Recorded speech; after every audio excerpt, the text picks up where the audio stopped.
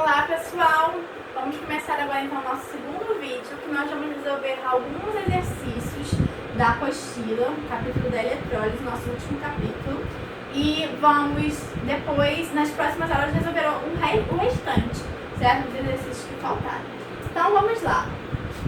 Em um experimento, um estudante realizou em condições de ambiente de temperatura e pressão a eletrólise de uma solução aquosa de ácido sulfúrico, utilizando uma fonte de corrente elétrica contínua de 2 A durante 965 segundos.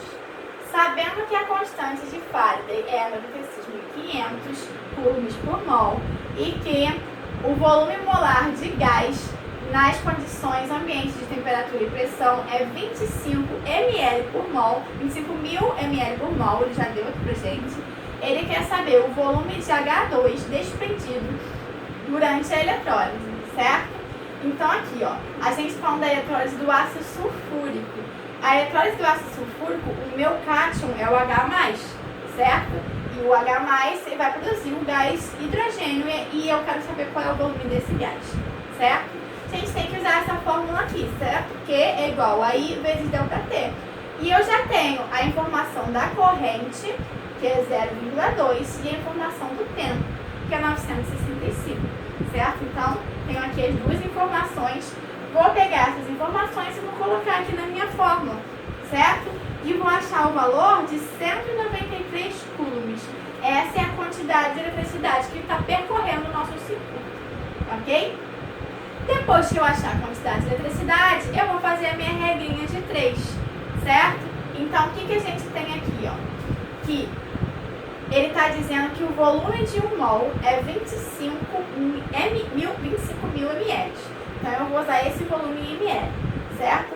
E para cada 1 mol que eu formo, eu preciso de 2 mols de elétrons. Então, botei aqui, ó, 2 mols vezes a carga de 1 mol de elétrons, certo? Então, eu sei que eu utilizei 193 coulombs. Então, qual vai ser o volume produzido? Ok? Vou multiplicar aqui em cruz e vou achar que X é igual a 25 ml. Então, a nossa resposta é a letra D, certo? Vamos para a questão número 3. Para cromar uma chave, foi necessário montar uma célula eletrolítica contendo uma solução aquosa do íon cromo 2+, e passar pela célula uma corrente elétrica de 15,2 A. Para que seja depositada na chave uma massa de cromo de massa igual a 0,52 grama, o tempo em minutos gasto foi de aproximadamente, então a gente quer saber o tempo em minutos, certo? A gente quer saber o tempo e a gente tem a corrente, certo? A gente precisa, então, antes, para a gente usar a nossa fórmula, Q é igual a I vezes ΔT, a gente tem o tempo e a gente quer saber o tempo e tem a corrente, a gente precisa, então, calcular o valor de Q, que a gente vai calcular através de uma regra de 3, certo? Então, olha só, a reação que a gente tem é essa aqui, cromo 2+, ganhando 2 elétrons e virando cromo metálico, que vai cobrir a superfície, certo? Da chave. Primeiro a gente vai ver a massa molar. A massa molar do cromo é 52 gramas por mol. Então eu tenho que 52 gramas, né, vão precisar de 2 mols de elétrons vezes aqui a carga de 1 mol de elétrons, certo? Se eu quero produzir 0,52 gramas em massa, qual vai ser a quantidade de eletricidade que eu vou precisar? Vou multiplicar aqui em X e vou achar que X é igual a 1930 coulombs, certo? Agora que eu tenho o valor da corrente I e o valor de quantidade de eletricidade, eu posso usar a minha fórmula, certo? I é igual a Q vezes ΔT. Vou substituir aqui o valor de I e aqui o valor de Q, certo? Vou passar o ΔT para lá multiplicando e o 15,2 para cá dividindo e vou achar 127 segundos. Ele não quer em segundos, cuidado que tem essa resposta aqui, ele quer em minutos. Aproximadamente quantos minutos? E aqui a gente está mais próximo de 2 minutos, certo? Só dividir por 60, o mais próximo ali é 2 minutos. Então, a letra B é a nossa alternativa correta. Número 6. O uso industrial do cloreto de sódio se dá principalmente no processo de obtenção de alguns importantes produtos de sua eletrólise em meio aquoso. Simplificadamente, esse processo é feito pela passagem de uma corrente elétrica em uma solução aquosa desse sal. Pode-se afirmar que, a partir desse processo, seriam obtidos. Então, a gente quer saber o que vai ser obtido a partir da eletrólise aquosa do cloreto de sódio, certo? A gente já até viu anteriormente, né? Então, vamos lá. Vou repetir aquele slide, ó. O que a gente tem que ver? A gente tem os íons do cloreto de sódio e os íons da água, certo? No cátodo, quem prefere reagir? O hidrogênio ou o sódio? A gente já viu que é o hidrogênio, então a reação que vai ocorrer aqui é a reação do hidrogênio, certo? No anodo, quem prefere reagir? O cloro ou o OH? A gente viu que é o cloro, certo? Então aqui tem a reação do cloro, ok? Cortei tudo que é igual e o que me sobrou foi o quê? Ó, que 2 mols de cloreto de sódio reagem com a água, formando hidróxido de sódio, gás hidrogênio e gás cloro. O gás hidrogênio formado no cátodo, o gás cloro formado no anodo, certo? Então agora a gente vai responder lá, ó. Ele quer saber quais são os produtos obtidos: gás hidrogênio, gás cloro e hidróxido de sódio que fica em solução, ok? Se a gente vê as outras opções, ó, não é produzido ácido clorídrico, então por isso a A e a B estão erradas. E não é produzido gás oxigênio, por isso a D está errada, ok? Assinale o que for correto. A gente vai marcar aqui somente as alternativas corretas. Afirmativa 1. A eletrólise é um processo espontâneo em que o cátion doa elétrons e o ânion recebe elétrons. Para começar, já está aí um processo espontâneo. A gente sabe que a eletrólise não é espontânea, né? Então, a gente já tem nosso erro aí. O número 1 está errado, ok? Vamos ver a 2. Para efetuar o processo de eletrólise, é necessário que haja íons livres. Sim, para ter a movimentação da corrente elétrica, né? Íons livres no sistema. O que pode ser conseguido pela fusão de uma substância iônica, fusão de um sal, ou pela dissolução de certas substâncias em meio aquoso. Está correto. A gente tem um exemplo aqui da eletrólise ígnea, que é feita a partir da fusão de sais, né? Ou é a partir da dissolução, ok? Então, a afirmativa 2, correta. Vamos analisar a afirmativa 4. Na ordem de descarga de cátion, o íon H+, possui prioridade sobre metais alcalinos terrosos, já que esses últimos possuem um potencial de oxidação positivo, certo? Ele realmente, o íon hidrogênio, a gente viu que ele possui prioridade não só entre metais alcalinos, também como metais alcalinos terrosos e o alumínio, que ele não colocou aqui, certo? Agora vamos analisar. Será que o potencial tem alguma coisa a ver? Vamos lá. Se ele tem um potencial de oxidação positivo, quer dizer que ele tem um potencial de redução negativo, certo? E a gente sabe que o potencial do hidrogênio é igual a zero. Ou seja, o potencial de redução desses metais é menor do que o potencial de redução do hidrogênio.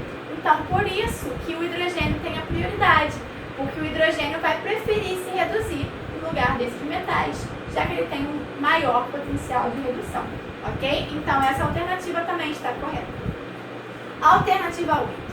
A eletrólise pode ser usada para produzir metais com grande pureza, na ordem de 99,9%.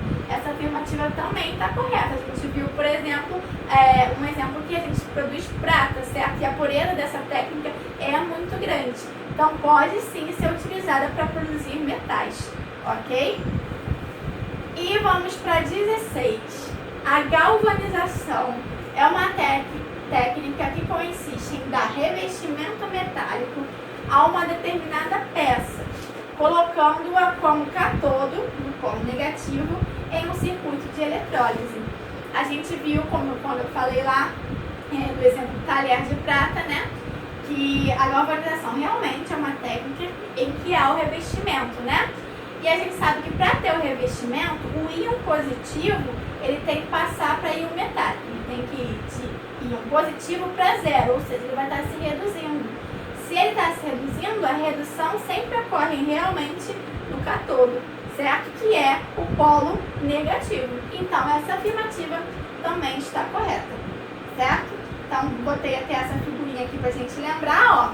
Polo negativo, que é o cátodo, aqui é a massa aumentando devido à deposição da prata, que está em solução, a prata mais, vai começar a virar prata zero e ser depositada aqui, certo? Então, 16 também está correto.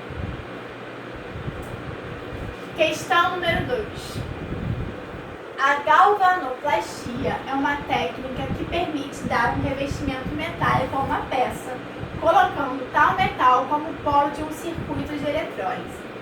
Esse processo tem como principal objetivo proteger a peça metálica contra a corrosão. Vários metais são utilizados nesse processo, como por exemplo o níquel, o cromo, a prata e o ouro. O ouro, por ser um metal menos reativo, permanece intacto por muito mais tempo. Deseja-se dourar um anel de alumínio e, portanto, os polos são mergulhados em uma solução de nitrato de ouro 3. Ao final do processo da eletrólise, as substâncias formadas no cátodo e no anodo são, respectivamente, então, olha só, a gente vai fazer a eletrólise aquosa, já que eu tenho uma solução, com nitrato de ouro. E ele quer saber o que vai ser produzido no anodo e o que vai ser produzido no cátodo. Então, vamos analisar. Ó, nitrato de ouro, eu vou ter o ouro 3+, e 3 íons nitratos sendo formados. E eu também tenho os íons da dissociação da água, certo? Da autoionização da água, ok? Então, a gente tem que ver, dentre esses íons, quem vai ter a preferência de descarga, quem é que vai reagir. No cátodo, a gente sabe que o hidrogênio, ele só ganha de metais alcalinos, alcalinos terrosos e alumínio. Então, o ouro vai ganhar dele. Então, a reação que vai ocorrer no cátodo é a reação do ouro, como a gente já esperava, já que essa técnica, como fala no próprio texto, é utilizada para produzir uma superfície de ouro metálico. Então, a gente já pode esperar que vai ser produzido ouro. Ouro 3+, ganhando 3 elétrons, formando o ouro 0. E no anodo, a gente tem que ver entre o NO3 e o OH-. E a gente já viu na nossa regrinha que o OH, ele ganha do íon fluoreto e dos íons oxigenados. Então, no anodo, a reação que vai acontecer é a oxidação da hidroxila. Eu tenho aqui a reação, ok? O que eu tenho que fazer agora? Igualar os elétrons. Aqui eu tenho 3, aqui eu tenho 2. Para igualar, eu vou multiplicar essa reação todinha aqui por 2, que aí eu vou obter o 6, e essa reação todinha por 3, que aí aqui eu vou obter o 6 também. Então, eu multipliquei tudo por 2, multipliquei tudo por 3, certo? Então, igualei os elétrons. Só que esse ouro aqui, ele vem da dissociação aqui, certo? Então, se eu tenho 2 ouros aqui, eu tenho que ter 2 ouros aqui também. Então, vou multiplicar também essa reação todinha por 2, ok? Multipliquei. E esses 6 hidroxilas vêm daqui. Então, aqui eu tenho que ter 6 hidroxilas, vou multiplicar toda a reação também por 6, ok? Depois que eu já balanceei tudo, eu vou cortar o que tem igual, certo? Ó, OH, o ouro e principalmente os elétrons, certo? O que sobrou nessa reação? Sobrou nitrato de ouro mais 6 águas do lado de lá. Aqui sobrou 2 ouros mais 3 meios de O2, 3 águas do lado de cá, 6H+, e 6NO3. Essas 6 águas e 3 águas eu ainda poderia cortar e botar que sobraram 3 águas aqui, ok? Então essa é a minha reação final. Mas o que ele quer saber é o que é produzido no cátodo e o que é produzido no anodo. Ó. Então, o cátodo produz ouro, o anodo produz oxigênio. Então, vamos lá para a nossa resposta, letra C, ouro e oxigênio, no cátodo e no anodo, respectivamente. Ok? Questão número 3. Vamos lá. No ano de 2014, os alunos da ESPESEX realizaram experimentos de eletrólise durante uma aula prática no laboratório de química. Nesse experimento, foi montado um banho eletrolítico, cujo objetivo era o depósito de cobre metálico num clipe de papel. Utilizado no banho eletrolítico uma solução aquosa de 1 mol por litro de sulfato de cobre. Nesse sistema de eletrólise, por meio de uma fonte externa, foi aplicada uma corrente constante de 100 mA durante 5 minutos. Esse tempo, a massa aproximada de cobre depositada sobre a superfície foi... Então, ele quer saber qual é a massa de cobre depositada utilizando uma corrente de 100 mA durante 5 minutos. Esses são os nossos dados. Primeira coisa que eu tenho que fazer é converter essas unidades. Miliampere eu tenho que passar para ampere. Miliampere eu vou então dividir por 1000, certo? 100 dividido por 1000 é igual a 0,1 ampere, certo? E os 5 minutos eu tenho que passar para segundos multiplicando por 60. Então, 300 segundos. Vou jogar esses dois valores aqui na minha forma, certo? E vou achar que Q é igual a 30 coulombs. Então, essa é a quantidade de eletricidade que passou no circuito. Agora que eu tenho a quantidade de eletricidade, eu vou fazer a minha regrinha de 3 para ver qual é a massa depositada de cobre, certo? Então, olha só, aqui é a minha reação. Botei aqui, só para a gente não esquecer. A quantidade de eletricidade é de 30 coulombs. Essa aqui é a minha reação. Cobre 0 ganhando 2 elétrons e formando cobre 2+. Ele está dizendo que a massa do cobre é 64 gramas, certo? Então, 1 mol de cobre, que tem 64 gramas, produz 2 mols de elétrons, né? Então, eu tenho aqui 2 vezes a carga de 1 mol de elétrons, certo? Se a carga que passou foi de 30, qual vai ser a quantidade de cobre em massa, em gramas, que eu vou ter? Vou multiplicar aqui em cruz e vou achar que x é igual a 0,0099. E se vocês olharem, é aproximadamente 0,010, certo? Então, a resposta correta aqui é a letra E. E esse foi o nosso último exercício de hoje. E na semana que vem nós vamos resolver o restante dos exercícios da apostila e também alguns exercícios de Enem, de UERJ, de provas de